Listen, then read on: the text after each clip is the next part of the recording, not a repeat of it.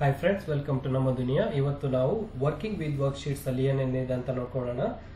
ಇದರಲ್ಲಿ ಏನೇನಿದೆ ಅಂತ ಹೇಳಿದ್ರೆ ಇನ್ಸರ್ಟ್, ರೀನೇಮಿಂಗ್ ಮಾಡ್ಬೋದು ನಮ್ಮ ಶೀಟ್ ಅನ್ನ, ಮತ್ತೆ ಡಿಲೀಟ್ ಮಾಡ್ಬೋದು, ಕಾಪಿ ಮಾಡ್ಬೋದು, ಹಾಗೆ ಬೇರೆ ಬೇರೆ ಟಾಪಿಕ್ಸ್ ಇದೆ. ಇದರಲ್ಲಿ ಒಂದೊಂದಾಗಿ ನೋಡ್ಕೊಳ್ಳೋಣ, ಆವಾಗ ನಿಮಗೆ ಸರಿಯಾಗಿ ಅರ್ಥ ಆಗ್ತದೆ.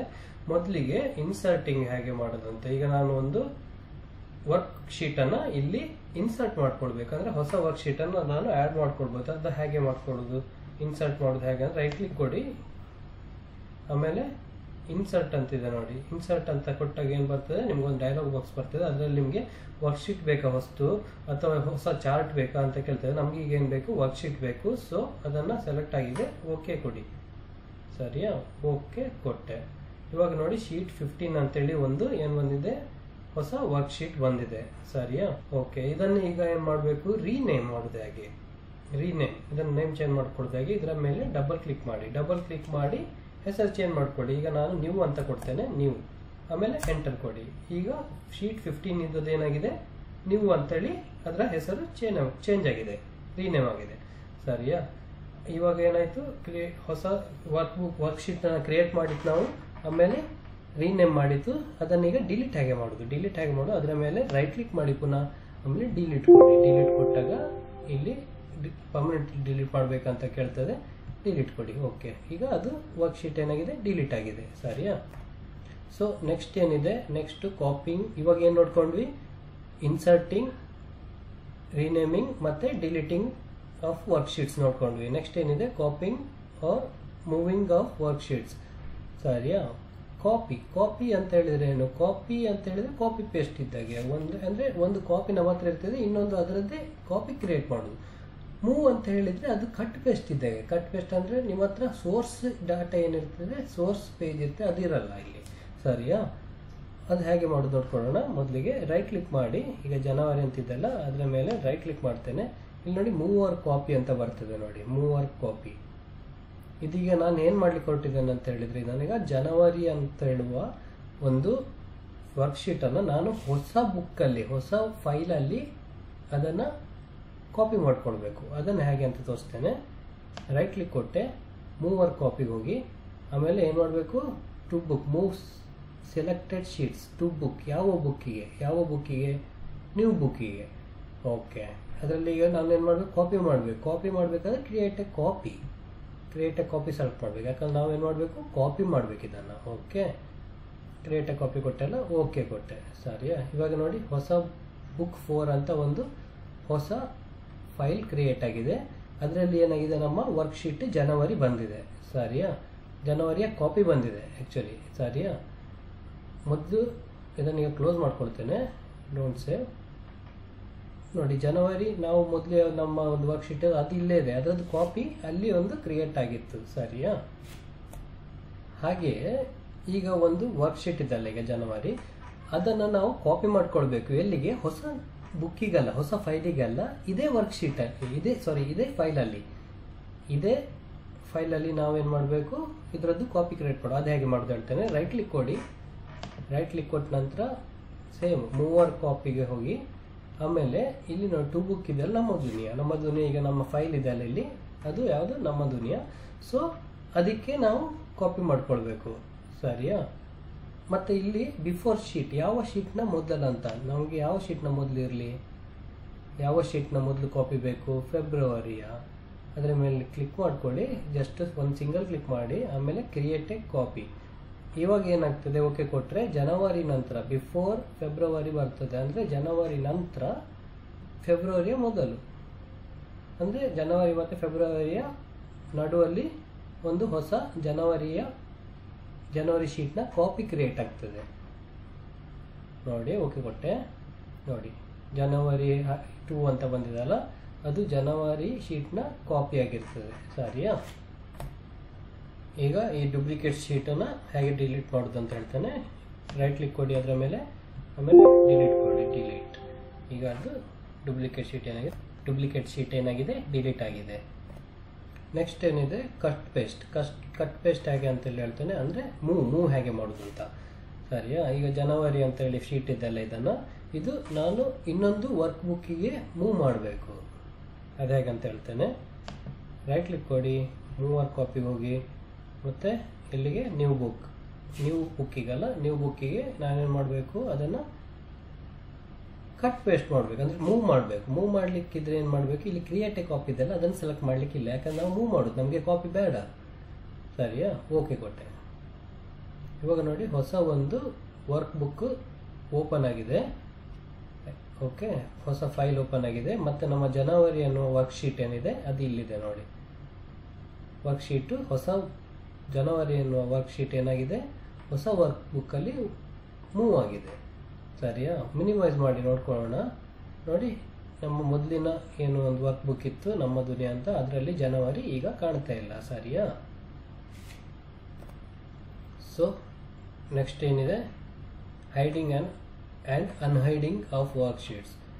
ಈಗ ಹೈಡ್ ಹೇಗೆ ಮಾಡೋದು ವರ್ಕ್ಶೀಟನ್ನು ಅದನ್ನು ನೋಡ್ಕೊಳ್ಳೋಣ. ರೈಟ್ ಕ್ಲಿಕ್ ಮಾಡಿ ವರ್ಕ್ಶೀಟ್ ಮೇಲೆ, ಆಮೇಲೆ ಹೈಡ್ ಕೊಡಿ. ಹೈಡ್ ಕೊಟ್ಕೊಳ್ಳಿ ಏನಾಗ್ತದೆ, ಆ ವರ್ಕ್ಶೀಟು ಹೈಡ್ ಆಗ್ತದೆ. ನಮ್ಮ ಫೆಬ್ರವರಿ ಅನ್ನುವ ಈಗ ವರ್ಕ್ಶೀಟ್ ಇದೆಯಲ್ಲ ಅದನ್ನು ನಾನು ರೈಟ್ ಕ್ಲಿಕ್ ಮಾಡಿದೆ ಅದರ ಮೇಲೆ, ಆಮೇಲೆ ಹೈಡ್ ಮಾಡಿದೆ. ನೋಡಿ, ಈಗ ಅದು ಕಾಣ್ತಾ ಇಲ್ಲ, ಅಂದರೆ ಹೈಡ್ ಆಗಿದೆ. ಸರಿ, ಈಗ ಹೈಡ್ ಆಗಿದೆ, ಅದನ್ನು ಅನ್ಹೈಡ್ ಹೇಗೆ ಮಾಡ್ಕೊಳ್ಳೋದು ಅದನ್ನು ಹೇಳ್ತೇನೆ. ಪುನಃ ಅಲ್ಲಿ ಹೋಗಿ ರೈಟ್ ಕ್ಲಿಕ್ ಮಾಡಿ, ಆಮೇಲೆ ಇಲ್ಲಿ ಅನ್ಹೈಡ್ ಅಂತ ಕೊಡಿ. ಇಲ್ಲಿ ಅನ್ಹೈಡ್ ಶೀಟಲ್ಲಿ ಒಂದು ಲಿಸ್ಟ್ ಆಗಿ ಕಾಣ್ತದೆ, ಅಂದರೆ ಈಗ ಒಂದೇ ನಾನು ಹೈಡ್ ಮಾಡಿದ್ದೇನೆ, ಹಾಗಾಗಿ ಒಂದೇ ಕಾಣ್ತಿದೆ.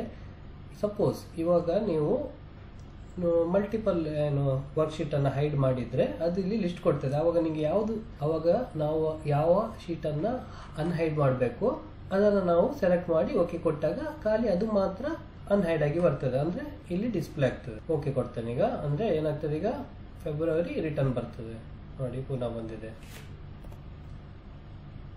ಸೊ ಇವಾಗ ಏನಾಯಿತು, ಹೈಡಿಂಗ್ ಮತ್ತು ಅನ್ಹೈಡಿಂಗ್ ಆಫ್ ವರ್ಕ್ಶೀಟ್ಸ್ ನೋಡ್ಕೊಂಡ್ವಿ. ನೆಕ್ಸ್ಟ್ ಏನಿದೆ, changing the sheet colour. Sheet colour ಯಾಕೆ ಇಂಪಾರ್ಟೆಂಟ್ ಅಂತ ಹೇಳಿದ್ರೆ, ನಮ್ಮ ಈಗ ತುಂಬ ಶೀಟ್ಸ್ ಇದ್ದಾಗ ಯಾವುದು ಕಲರ್ ಕೋಡ್ ಇದ್ರೆ ನಮ್ಗೆ ಕರೆಕ್ಟಾಗಿ ಕಾಣ್ತದೆ, ಕಣ್ಣಿಗೆ ಎದ್ದು ಕಾಣ್ತದೆ, ಯಾವ್ದು ಡಿಫ್ರೆನ್ಸ್ ಗೊತ್ತಾಗ್ತದೆ. ಓಕೆ, ಇದನ್ನು ಓದಬೇಕಂತಿಲ್ಲ, ನೀವು ಕಲರಲ್ಲಿ ಗೊತ್ತಾಗ್ತದೆ ಬೇರೆ ಬೇರೆ ಶೀಟ್ ಅಂತ. ಹಾಗೆ ಸರಿಯಾ, ಅದನ್ನು ಹೇಗೆ ಈಸಿ ಇದೆ ಮಾಡ್ಕೊಳ್ಳಿಕ್ಕೆ. ರೈಟ್ ಕ್ಲಿಕ್ ಕೊಡಿ ಶೀಟ್ ಮೇಲೆ. ಈಗ ಫೆಬ್ರವರಿ, ಮಾರ್ಚ್ ಮತ್ತು ಏಪ್ರಿಲ್ ಇದೆಲ್ಲ ಅದು ಬೇರೆ ಬೇರೆ ಕಲರ್ ಮಾಡ್ಕೊಳ್ಳೋಣ. ರೈಟ್ ಕ್ಲಿಕ್ ಕೊಡಿ ಫೆಬ್ರವರಿ ಮೇಲೆ, ಆಮೇಲೆ ಟ್ಯಾಬ್ ಕಲರ್ ಇದೆ, ಟ್ಯಾಬ್ ಕಲರಲ್ಲಿ ಯಾವುದಾದ್ರೂ ಒಂದು ಕೊಡೋಣ. ಬ್ಲೂ ಕೊಟ್ಟೆ ಈಗ. ಸರಿಯಾ, ಈಗ ಬ್ಲೂ ಬಂತು. ನೆಕ್ಸ್ಟ್ ಮಾರ್ಚ್ ಇದೆ, ಟ್ಯಾಬ್ ಕಲರಿಗೆ ಹೋಗೋಣ. ಆಮೇಲೆ ಇದು ಸಾಧಾರಣ ಒಂದು ಆರೆಂಜ್ ಇದೆ, ಆರೆಂಜ್ ಕೊಟ್ಟೆ. ನೆಕ್ಸ್ಟ್ ಏಪ್ರಿಲ್ ಇದೆ, ಏಪ್ರಿಲಿಗೆ ಟ್ಯಾಬ್ ಕಲರಿಗೆ ಹೋದೆ. ಟ್ಯಾಬ್ ಕಲರಿಗೆ ಹೋಗಿ ಏನದು ಗ್ರೇನ ಸೆಲೆಕ್ಟ್ ಮಾಡಿಕೊಂಡೆ. ಸರಿಯಾ, ಇವಾಗ ನೋಡಿ ಎಲ್ಲದು ಬೇರೆ ಬೇರೆ ಕಲರಲ್ಲಿ ಬಂದಿದೆ. ಸೊ ಹೀಗೆ ನಾವು ಶೀಟ್ ಟ್ಯಾಬ್ನ ಮೇಲೆ ಕಲರನ್ನು ಚೇಂಜ್ ಮಾಡ್ಬೋದು, ಶೀಟ್ ಟ್ಯಾಬ್ನ ಕಲರನ್ನು ನಾವು ಚೇಂಜ್ ಮಾಡ್ಕೊಳ್ಬೋದು. ಸರಿಯಾ, ನೆಕ್ಸ್ಟ್ ಏನಿದೆ, next formatting worksheet after grouping. ಇದು ಸ್ವಲ್ಪ ಇಂಪಾರ್ಟೆಂಟ್ ಆಗಿದೆ, ಸರಿ ಕಾನ್ಸಂಟ್ರೇಟ್ ಮಾಡಿ. ಏನಾದರೂ ಡೌಟ್ ಇದ್ರೆ ಮಾತ್ರ ಕಮೆಂಟಲ್ಲಿ ಲಾಸ್ಟಿಗೆ ಹಾಕಿ. ಓಕೆ, ಸರಿ, ಮೊದಲಿಗೆ ನೋಡ್ಕೊಳ್ಳೋಣ. ಮೊದಲಿಗೆ ಇದರ ಉಪಯೋಗ ಏನಂತ ಹೇಳ್ತೇನೆ. ಫಾರ್ಮ್ಯಾಟಿಂಗ್ ವರ್ಕ್ಶೀಟ್ಸ್ ಇದು after grouping, formatting worksheets after grouping ಇದು ಉಪಯೋಗ ಏನಂತ ಹೇಳ್ತೇನೆ. ಸಪೋಸ್ ಇವಾಗ ನಿಮ್ಮ ಮ್ಯಾನೇಜರ್ ಹೇಳ್ತಾರೆ, ನನಗೆ ಒಂದು 12 ವರ್ಕ್ಶೀಟನ್ನು ಕ್ರಿಯೇಟ್ ಮಾಡು, ಅದನ್ನು ಫಾರ್ಮ್ಯಾಟ್ ಎಲ್ಲ ಒಂದೇ ಸೇಮ್ ಇರಲಿ, ಎಲ್ಲ ಶೀಟ್ನ ಫಾರ್ಮ್ಯಾಟ್ ಸೇಮ್ ಇರಲಿ, ಆದರೆ ನನಗೆ ಅದರಲ್ಲಿ ಡಿಫ್ರೆಂಟ್ ಡಾಟಾ ಹಾಕಬೇಕು ಅಂತ ಹೇಳ್ತಾರೆ. ನೀನು ರೆಡಿ ಮಾಡಬೇಕಂತ ನಿಮ್ಮ ಹತ್ರ ಹೇಳ್ತಾರೆ. ಹೇಗೆ ಅಂತ ಹೇಳಿದ್ರೆ, ನಮ್ಮ 12 ಶೀಟಲ್ಲಿ ಫಾರ್ಮ್ಯಾಟ್ ಎಲ್ಲ ಸೇಮ್ ಇರಬೇಕು, ಆದರೆ ಬೇರೆ ಬೇರೆ ಡಾಟಾ ಹಾಕಬೇಕು ಅದರಲ್ಲಿ. ಓಕೆ, ನಿಮ್ಗೆ ಏನು ಕ್ರಿಯೇಟ್ ಮಾಡಲಿಕ್ಕೆ ಅಲ್ಲಿ ಫಾರ್ಮ್ಯಾಟ್ ಒಂದು ಮಾಡಿಕೊಡ್ಲಿಕ್ಕೆ. ಓಕೆ, ಅದನ್ನು ಹೇಗೆ ಮಾಡೋದು ಅಂತ ಹೇಳ್ತೇನೆ. ಮೊದಲಿಗೆ ಏನು ಮಾಡ್ಬೇಕಂತ ಹೇಳಿದ್ರೆ, ಇಲ್ಲಿ ನಾವು ಡಿಫ್ರೆಂಟ್ ಮಂತ್ಸ್ ಇದೆ ನೋಡಿ, ಫೆಬ್ರವರಿಯಿಂದ ಜೂನ್ ತನಕ 5 ಶೀಟ್ಸ್ ಇದೆ. ಅದನ್ನು ಏನು ಮಾಡಬೇಕೀಗ, ನಾವು ಸೆಲೆಕ್ಟ್ ಮಾಡ್ಕೊಳ್ಬೇಕು. ಕಂಟ್ರೋಲ್ ಪ್ರೆಸ್ ಮಾಡಿ ಒಂದೊಂದನ್ನೇ ಕ್ಲಿಕ್ ಮಾಡಿ ನೋಡಿ, ಹೀಗೆ ಸೆಲೆಕ್ಟ್ ಮಾಡ್ತಾ ಬನ್ನಿ, ಒಂದೊಂದನ್ನೇ ಕ್ಲಿಕ್ ಮಾಡ್ತಾ ಬನ್ನಿ. ಅವಾಗ ಸೆಲೆಕ್ಟ್ ಆಗಿದೆ ಅಂತ ಹೇಗೆ ಗೊತ್ತಾಗ್ತದೆ ನಿಮ್ಗೆ ಅಂತ ಹೇಳಿದ್ರೆ, ಇಲ್ಲಿ ನೋಡಿ ನಮ್ಮ ದುನಿಯಾ ಆದಮೇಲೆ ಬ್ರ್ಯಾಕೆಟಲ್ಲಿ ಗ್ರೂಪ್ ಅಂತ ಬಂದಿದೆ ನೋಡಿ. ಗ್ರೂಪ್ ಮೊದಲು ಇರಲಿಲ್ಲ, ಇದು ಗ್ರೂಪ್ ಅಂತ ಬಂದಿದೆ, ಅಂದರೆ ಈಗ ಗ್ರೂಪ್ ಸೆಲೆಕ್ಟ್ ಆಗಿದೆ, ಗ್ರೂಪ್ ಆಫ್ ಶೀಟ್ಸ್ ಸೆಲೆಕ್ಟ್ ಆಗಿದೆ. ಸರಿಯಾ, ಇವಾಗ ನಾನು ಇಲ್ಲಿ ಒಂದು ಯಾವುದಾದ್ರು ಕಲರಿಗೆ ಚೇಂಜ್ ಮಾಡ್ತೇನೆ ನೋಡಿ. ಈಗ ಫಾರ್ಮ್ಯಾಟ್ ಇವು ಕಲರ್ ಚೇಂಜ್ ಮಾಡೋದಲ್ಲ, ಇಲ್ಲಿಗ ಸೇಲ್ಸ್ ರಿಪೋರ್ಟ್ ಅಂತ ಹಾಕ್ತೇನೆ. Sales report space report. ಸರಿಯಾ, ಸೇಲ್ಸ್ ರಿಪೋರ್ಟ್ ಅಂತ ಹಾಕಿದೆ. ಓಕೆ, ಸೇಲ್ಸ್ ರಿಪೋರ್ಟ್ ಅಂತ ಒಂದು ಪೇಜಲ್ಲಿ ನಾನೀಗ ಬರೆದೆ. ಸರಿಯಾ? ಓಕೆ, ಇದೀಗ ಫಾರ್ಮ್ಯಾಟ್ ಆಗಿದೆ. ಅಂದರೆ ಈಗ ಒಂದು ಸೇಲ್ಸ್ ರಿಪೋರ್ಟ್ ಅಂತ ಬರದೆ, ಆಮೇಲೆ ಅದರದ್ದು ಏನು ಚೇಂಜ್ ಮಾಡಲಿಕ್ಕಿದ್ರೆ ಬ್ಯಾಕ್ಗ್ರೌಂಡ್ ಹಾಕ್ಲಿಕ್ಕಿದೆಯಾ, ಬ್ಯಾಕ್ಗ್ರೌಂಡ್ ಹಾಕೋಣ ಒಂದು. ಓಕೆ ಓಕೆ, ಬ್ಯಾಕ್ಗ್ರೌಂಡ್ ಹಾಕಿದೆ ಹಾಗೆ, ಸರಿಯಾ? ಓಕೆ, ಸೇಲ್ಸ್ ರಿಪೋರ್ಟನ್ನು ಒಂದು ಕ್ರಿಯೇಟ್ ಮಾಡಿದ್ದೇನೆ. ಈಗ ಫಾರ್ಮ್ಯಾಟ್ ಸೇಮ್. ಈಗ ಬಾಕ್ಸ್ ಹಾಕ್ಲಿಕ್ಕಿದೆಯಾ, ನಿಮಗೆ ಒಂದು ಬಾಕ್ಸ್ ರೆಡಿ ಮಾಡಲಿಕ್ಕೆ ಹೇಳಿರ್ತಾರೆ ಅಂತ ಎಣಿಸಿ. ಬಾಕ್ಸ್ ಅಂತ ಹೇಳಿದರೆ ಏನು, ಬಾರ್ಡರ್ಸ್ ಕ್ರಿಯೇಟ್ ಮಾಡಿದ್ದಾರೆ ಟೇಬಲ್. ಓಕೆ, ಸರಿಯಾ? ಹೀಗೆ ಕ್ರಿಯೇಟ್ ಮಾಡಿ ಇಟ್ಟೆ. ಇವಾಗ ನಾನು ವರ್ಕಿಂಗ್ ವಿತ್ ವರ್ಕ್ಶೀಟ್ ಅಲ್ಲಿಗೆ ಹೋಗಿ ರಿಟರ್ನ್ ಬರ್ತೇನೆ. ಫೆಬ್ರವರಿಲಿ ನೋಡಿ ಸೇಲ್ಸ್ ರಿಪೋರ್ಟ್ ಅಂತಿದೆ. ನೆಕ್ಸ್ಟ್ ಏನಿದೆ, ಮಾರ್ಚಲ್ಲಿಯೂ ಸೇಲ್ಸ್ ರಿಪೋರ್ಟ್ ಬಂದಿದೆ. ಎಲ್ಲದರಲ್ಲಿ ಒಂದೇ ಫಾರ್ಮ್ಯಾಟ್, ಎಲ್ಲ ಒಂದೇ ಫಾರ್ಮ್ಯಾಟ್. ಈ ಬಾಕ್ಸ್ ಸಮೇತ ಬಂದಿದೆ ನೋಡಿ ಎಲ್ಲದರಲ್ಲಿ. ಓಕೆ, ಇದರಲ್ಲಿ ನೀವು ಆ ಮಂತಿಗೆ ತಕ್ಕಾಗಿ ಬೇಕಾದಾಗಿ ನೀವು ಮತ್ತೆ ಡಾಟಾ ಎಂಟ್ರಿ ಮಾಡ್ತಾ ಹೋಗ್ಬೋದು. ಓಕೆ, ಫೆಬ್ರವರಿಲಿ, ಮಾರ್ಚಲ್ಲಿ. ಆದರೆ ನಿಮ್ಮ ಫಾರ್ಮ್ಯಾಟ್ ಯಾವ್ದು ಮಾಡಿರ್ತೀರಿ ಅದೆಲ್ಲ ಮಲ್ಟಿಪಲ್ ಶೀಟ್ಸಲ್ಲಿ ಒಂದೇ ಸಲ ಫಾರ್ಮ್ಯಾಟ್ ಮಾಡಿ ಇಡು. ಮಲ್ಟಿಪಲ್ ಶೀಟ್ ಒಂದೇ ಸಲ ಸೆಲೆಕ್ಟ್ ಮಾಡಿ ಒಂದು ಸಲ ಇದು ಮಾಡೋದು. ಇಲ್ಲಾಂದ್ರೆ ಏನು ಮಾಡ್ಬೇಕು, ನಾವು ಪ್ರತಿಯೊಂದು ಶೀಟಿಗೆ ಹೋಗಿ ಒಂದೊಂದೇ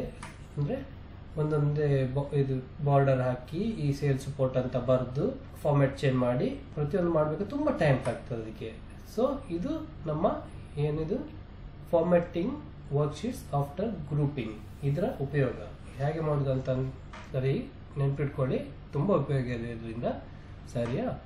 ಸೊ ವಿಡಿಯೋ ಇಷ್ಟ ಆಗಿದ್ರೆ ಲೈಕ್ ಮಾಡಿ, ಹಾಗೆ ಕಮೆಂಟ್ ಮಾಡಿ. ಡೌಟ್ಸ್ ಇದ್ರೂ ಕಮೆಂಟ್ ಮಾಡಿ. ಹಾಗೆ ನಮ್ಮ ಚಾನಲ್ ಸಬ್ಸ್ಕ್ರೈಬ್ ಮಾಡದಿದ್ರೆ ದಯವಿಟ್ಟು ಸಬ್ಸ್ಕ್ರೈಬ್ ಮಾಡಿ. Thank you.